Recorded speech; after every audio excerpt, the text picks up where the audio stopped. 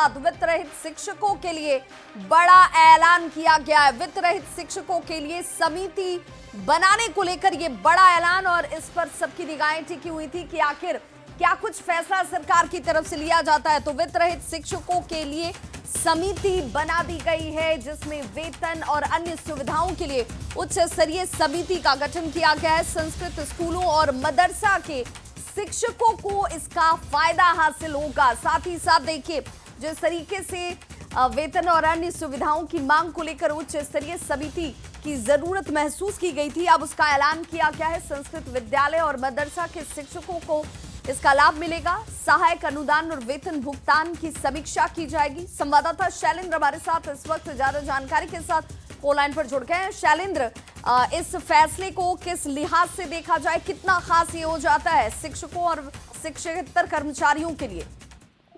बिल्कुल, देखिए, इनका आंदोलन पिछले कई दिनों से जारी था और खास करके बिहार में जब विधानसभा का चुनाव है तो सरकार किसी को भी नाराज नहीं रखना चाहती, और यही कारण है कि आज सरकार ने एक बड़ी घोषणा कर दी है।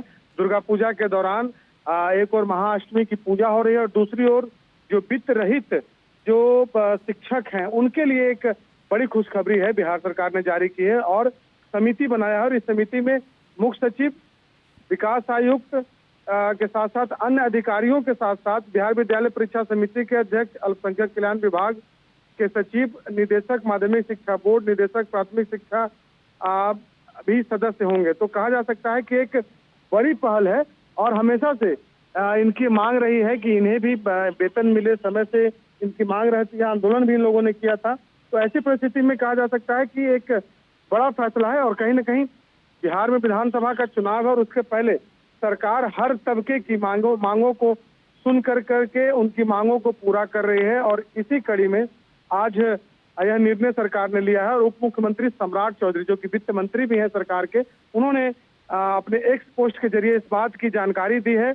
इसमें उन्होंने लिखा है, बिहार राज्य अंतर्गत वित्त अनुदानित एवं वित्त रहित विभिन्न शिक्षण संस्थानों, संस्कृत विद्यालयों एवं मदरसों को स्थापना मद में दिए जाने वाले। शैलेंद्र, चूंकि इसमें संस्कृत विद्यालयों का भी जिक्र किया गया है और मदरसे का भी जिक्र किया गया है, यानी कि वित्त रहित जो शिक्षक इन प्रतिष्ठानों की बात कर ले, इन संस्थानों की बात कर ले, या इससे संबंधित होंगे, उनके लिए भी ये आयोग जो है वो सोचेगा? हाँ, बिल्कुल, जाहिर सी बात है। और इन तमाम चीजों का जिक्र किया है कि इन सभी के लिए, जितने भी बिहार में वित्त रहित शिक्षक हैं, चाहे वो संस्कृत शिक्षा के लिए हो, मदरसों में हो, उन सभी के लिए ये पहल सरकार ने की है और एक कमेटी बनाई है। और अब यह माना जा सकता है कि जो उनकी मांग थी वो मांग सरकार ने सुन लिया। अभी कुछ दिन पहले सड़कों पर उन लोगों ने प्रदर्शन भी किया था। जो वित्त रहित शिक्षक एक बड़े पैमाने पर पटना जुटे थे और उन्होंने प्रदर्शन भी किया था। विधानसभा से लेकर के सड़क से लेकर सदन तक उनकी जो मांगे हैं वो उठती रही हैं, लेकिन अभी तक उनके मांगों पर सरकार ने विचार नहीं किया था। लेकिन अब सरकार ने निर्णय लिया है कि उनकी मांगों पर भी विचार हो, और इसी को देखते हुए एक कमेटी बना दी गई है, जिसमें मुख्य सचिव स्तर के साथ साथ जो अन्य पदाधिकारी हैं उन्हें इस कमेटी में शामिल किया गया है। शैलेंद्र, क्या इस बात की भी उम्मीद की जाए, या अब इस बड़ी खबर के सामने आने के बाद इस बात की संभावना ज्यादा प्रबल नजर आती है कि चुनाव की तारीखों की घोषणा से पहले कुछ फैसला सकारात्मक तरीके से इनके पक्ष में भी दिखेगा?